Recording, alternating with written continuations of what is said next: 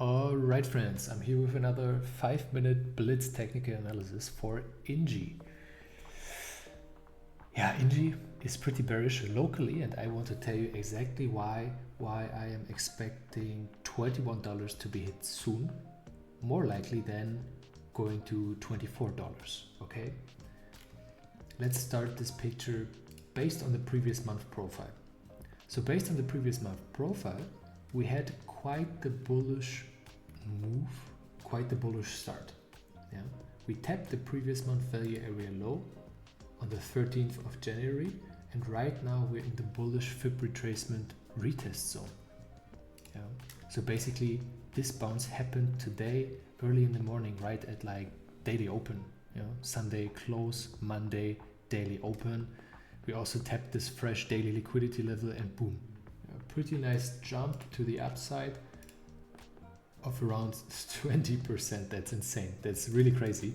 But unfortunately, I missed this trade. It was really such an amazing setup. Yeah, you touch the previous month value area low. You wait for the fib retest. Yeah, you basically just check for a proper retest, which never happened.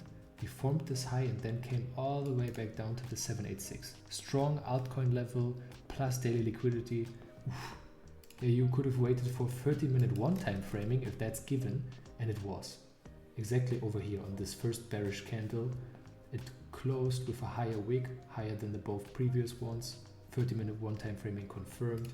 You would have entered here, which was basically 3:30 in the morning based on the Polish time, and boom, up to 17%. Easy. But why am I so interested in a short if we have a bullish setup over here where we could expect continuation for a full rotation to the previous month value area high? So basically, whenever you have a bullish setup, same for the bearish setup, it starts at some point and you always want to see continuation of strength. And we have to ask ourselves, was it given over here?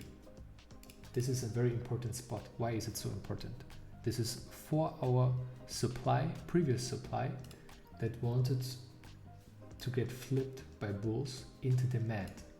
Have we seen that? No, we haven't. We can check the 30-minute time frame to get a better detailed picture of what the 4-hour time frame is most likely going to do. Yeah, to save our bit some time, to get a bit of entry. And we have seen that this demand clearly wasn't holding. I mean, the flip from supply to demand just didn't happen. Yeah, we faked out some longs, trapped them over here. They are trapped and they are currently providing all this fuel for downside. Yeah, I think I entered here at 22.80, 22.90, somewhere here. I will put in the next money shot in the next video. But basically, we can see that the supply couldn't get flipped into demand, so everything over here was even better to take a short, because even this local 30-minute demand didn't hold, back tested into supply. And where's the next support? This whole thing here looks, it just wants to be hunted, like it wants to be filled. Of course we can just stop here and move higher, but this is just not strong support. Yeah? So by losing this zone, I'm basically looking for at least where we came from, the origin of the move, the origination.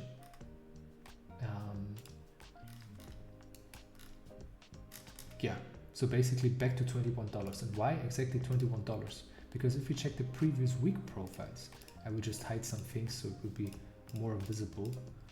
Based on the previous week profiles, the loss of this 4-hour supply once again that got confirmed 14 minutes ago on this 4-hour candle close on the last one, it was also a loss back below the previous week point of control. So you want to see strength, continuation, flipping this supply into demand, holding the previous week point of control, and go back to the previous week value area high to then eventually have more strength and see more upside within the previous month profile.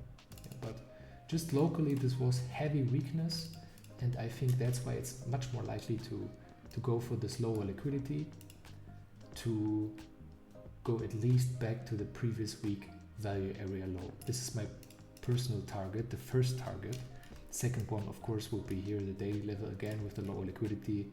And yeah, this thing could even go much lower. You know, if this is a failure to rotate, if we cannot rotate the previous month profile, we will most likely go and hunt the lower liquidity. But first we gotta wait a bit. Target 1 wasn't hit yet, everything can happen, you know, but based on the probabilities, target 1 should be hit soon. And then we have to see if we get bullish reactions, if we get a new setup, if we get any more bullish developments, or if we hunt the lower liquidity that's outside of this bullish previous month profile. So that's it. We will keep our eye on INJ. Probably I'm going to take a first take profit 1 over here just to secure the position, and then I will just wait for the $21 count. We will see what's going to happen. The setup makes a lot of sense, and I mean at this point here at 22.80, 22.90, INJ was at this time 10% up still. I mean, since the daily open it jumped nearly 20% as we have seen. So over here it was still more than 15% up. Yeah, so sell the highs, buy the lows. This is exactly what we're looking for. This is the first and easiest rules. So it was just a major pump happened, and then you see first signs of major weakness by losing the previous weak point of control, by losing 4-hour supply once again because it wasn't flipped into demand. Easy short. Of course, this was no trade or a short. In no world would you look for a long here, like breakout traders. I mean, essentially all these people here were most likely breakout traders. Yeah. So this is the plan. I hope it was educational, informative, and I see you guys on the next video.